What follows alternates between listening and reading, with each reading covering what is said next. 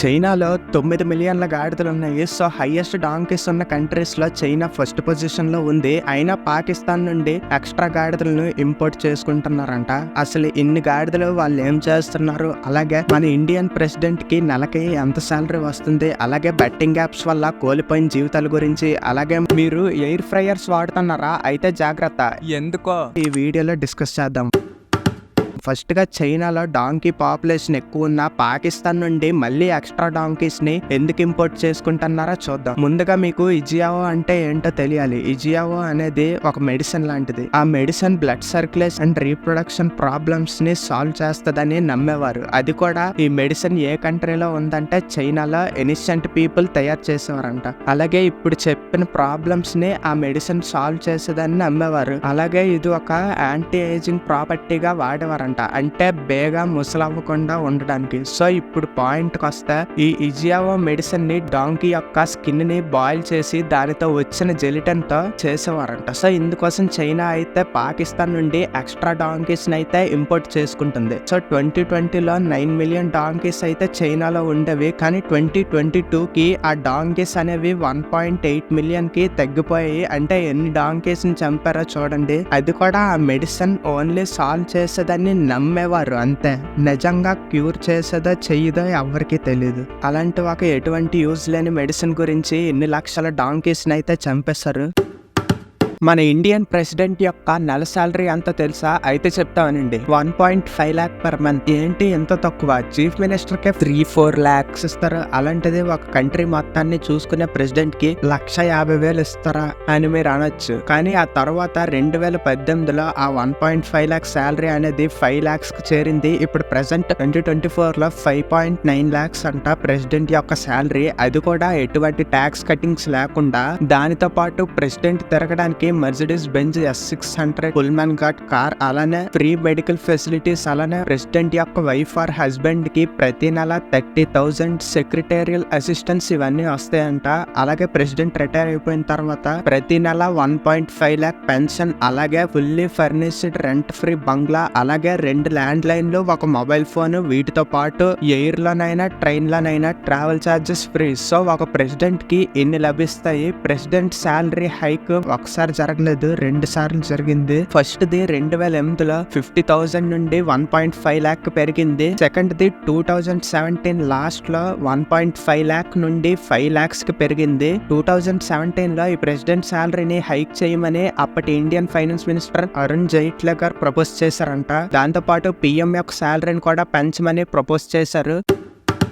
మీరు air fryers వాడుతున్నారా అయితే జాగ్రత్త, ఎందుకంటే అవి మీకు ఎన్నో రోగాలను అలాగే క్యాన్సర్ను కూడా తేవచ్చు. ఎయిర్ ఫ్రైయర్స్ అనేవి సెరమిక్ అండ్ ప్లాస్టిక్ తో కోట్ అయి ఉండడం వల్ల మనం ఎప్పుడైతే ఎక్కువ టెంపరేచర్ పెట్టి ఫుడ్ ని కుక్ చేస్తామో అప్పుడు ఆ సెరమిక్ అండ్ ప్లాస్టిక్ ఎక్స్పోజ్ అయిపోయి యాక్రిలమైడ్ అనే కెమికల్ ని క్రియేట్ చేస్తాయి. ఆ కెమికల్ మన DNA అండ్ RNA తో ఇంటరాక్ట్ అయ్యి డ్యామేజ్ చేస్తుంది. ఈ యాక్రిలమైడ్ కెమికల్ అనేది 120 degrees Celsius కన్నా ఎక్కువ టెంపరేచర్ సెట్ చేసి కుక్ చేసినప్పుడు ఫామ్ అవుతుంది. సో మీరు హెల్తీగా ఉండాలంటే 120 degrees కన్నా తక్కువ టెంపరేచర్ సెట్ చేసి కుక్ చేయండి. మీరు ఒకవేళ ఎయిర్ ఫ్రైయర్ తీసుకుందాం అనుకుంటే సెరమిక్ కోటింగ్ తో ఉన్న ఎయిర్ ఫ్రైయర్స్ కాకుండా స్టెయిన్లెస్ స్టీల్ కోటింగ్ తో ఉన్న ఎయిర్ ఫ్రైయర్స్ అయితే తీసుకోండి. ఎందుకంటే స్టెయిన్లెస్ స్టీల్ లో ఎలాంటి కెమికల్ ఫామ్ అవ్వడానికి తక్కువ ఛాన్సెస్ ఉన్నాయి.